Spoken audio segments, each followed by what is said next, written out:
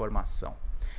Ao menos 73% dos custos com demência estão com as famílias, revela um novo estudo. Vamos ficar por dentro de tudo para a gente não esquecer absolutamente nada. Pesquisa feita com 140 pessoas mostra ainda que os cuidadores desses pacientes estão sobrecarregados, meus queridos e minhas queridas. Vamos lá. Pelo menos 73% dos custos que envolvem o cuidado de pessoas com demência no Brasil ficam para as famílias dos pacientes. O número foi divulgado pelo Relatório Nacional sobre Demência no Brasil, o RENADE, do Hospital Alemão Oswaldo Cruz, a partir da iniciativa do Programa de Apoio ao Desenvolvimento Institucional do Sistema Único de Saúde, o PROAD-SUS.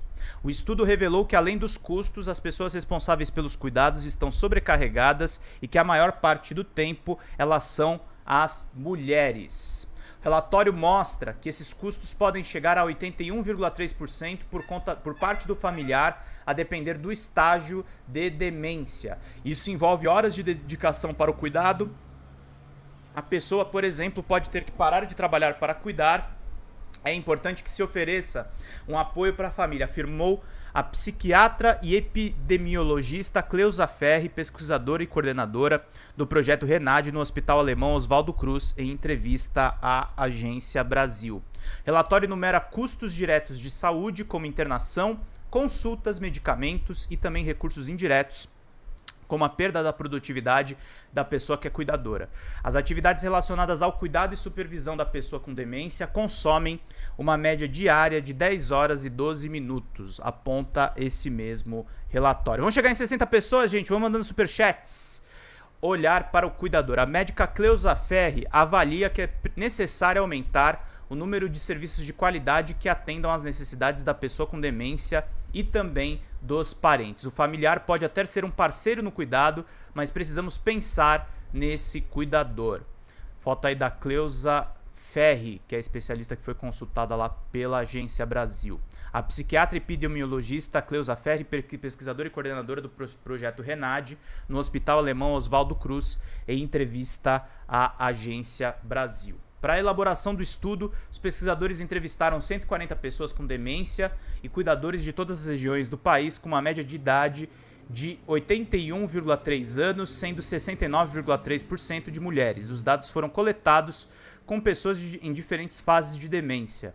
Relatório mostra, por exemplo, que entre 140 cuidadores, pelo menos 45% das pessoas apresentavam sintomas psiquiátricos de ansiedade e depressão, 71,4% apresentavam sinais de sobrecarga relativa ao cuidado e 83,6% exerciam o cuidado de maneira informal e sem remuneração. O estudo chama atenção para que, dentro dessa amostra, 51,4% dos pacientes utilizaram em algum momento o serviço privado de saúde e 42% não utilizavam nenhum tipo de medicamento para demência. Somente 15% retiravam a medicação gratuitamente no SUS, disse a epidemiologista Cleusa Ferri. O estudo aponta que a maioria das pessoas cuidadoras de familiares que sofrem com algum tipo de demência são mulheres. Nessa amostra, temos 86% dos cuidadores sendo mulheres. Isso é um fato. Há uma cultura da mulher cuidar para o resto da vida, e entendo que é uma questão cultural. A Heloísa de Carvalho me falou muito sobre isso, que ela tem uma questão com o marido dela. Subdiagnósticos. De acordo com a pesquisadora, o Brasil contabiliza cerca de 2 milhões de pessoas com demência e 80% delas não estão diagnosticadas. A taxa de subdiagnóstico é grande, temos muitas pessoas sem diagnóstico e, portanto, sem cuidado específico para as necessidades que envolvem a doença. Então esse é um desafio muito importante, afirma a especialista. Ela cita que esse cenário não é exclusivo do Brasil. Na Europa, o subdiagnóstico chega a ser mais de 50% e na América do Norte mais de 60%, que lá não tem SUS, né, gente? Estados Unidos não tem SUS. No Brasil, temos 1,85 milhões de pessoas com a doença e a projeção é que esse número triplique, até 2050. A pesquisadora acrescenta que a invisibilidade da doença é outro desafio. Temos muito a aumentar o conhecimento, deixar mais visível. A falta de conhecimento da população sobre essa condição precisa ser enfrentada. Nesse contexto, a invisibilidade também ocorre diante de desigualdades sociais.